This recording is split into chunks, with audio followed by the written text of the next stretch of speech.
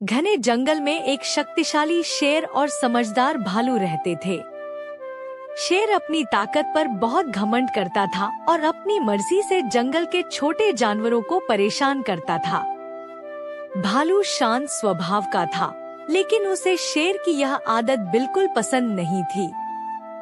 एक दिन शेर ने एक छोटे हिरण के बच्चे को पकड़ लिया और उसे डराने लगा। हिरण का बच्चा बहुत डरा हुआ था और मदद के लिए चिल्ला रहा था। तभी भालू वहां आ पहुंचा और शेर से कहा, हे शेर महाराज, क्या आपको एक छोटे बच्चे को डराना शोभा देता है? क्या यही आपकी ताकत का इस्तेमाल है? शेर ने हंसते हुए कहा, मैं जंगल का राजा हूँ, मैं जो चाहूँ कर सकता हूँ। भालू ने गंभीरता से कहा, ताकत का सही उपयोग होना चाहिए। आप राजा हो तो आपकी जिम्मेदारी है कि आप जंगल के सभी जानवरों की रक्षा करें, न कि उन्हें डराएं।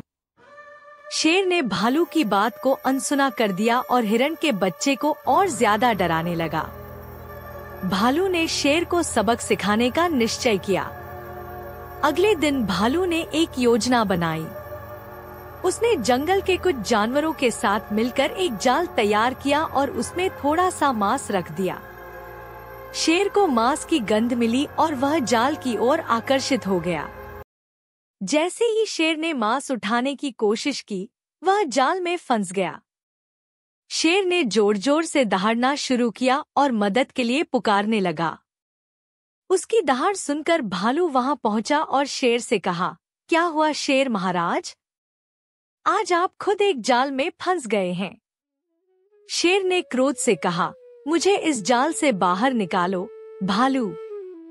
भालू ने गंभीर स्वर में कहा, मैं आपकी मदद करूंगा, लेकिन पहले आपको यह वादा करना होगा कि आप अपनी ताकत का सही उपयोग करेंगे और जंगल के छोटे जानवरों को परेशान नहीं करेंगे। शेर ने अपनी गलती का एहसास किया और भालू से वादा किया कि वह अब कभी छोटे जानवरों को परेशान नहीं करेगा और अपनी ताकत का सही उपयोग करेगा। भालू ने शेर को जाल से बाहर निकाला। शेर ने भालू का धन्यवाद किया और कहा, तुम सही थे भालू। असली ताकत का मतलब दूसरों को डराना नहीं, बल्कि उनकी रक्षा करना होता है।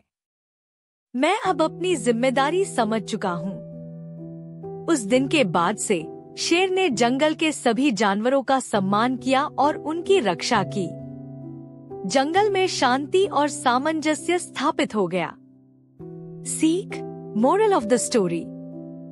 इस कहानी से हमें यह सीख मिलती है कि असली ताकत का सही उपयोग दूसरों की रक्षा करने में है, न कि उन्हें डराने में।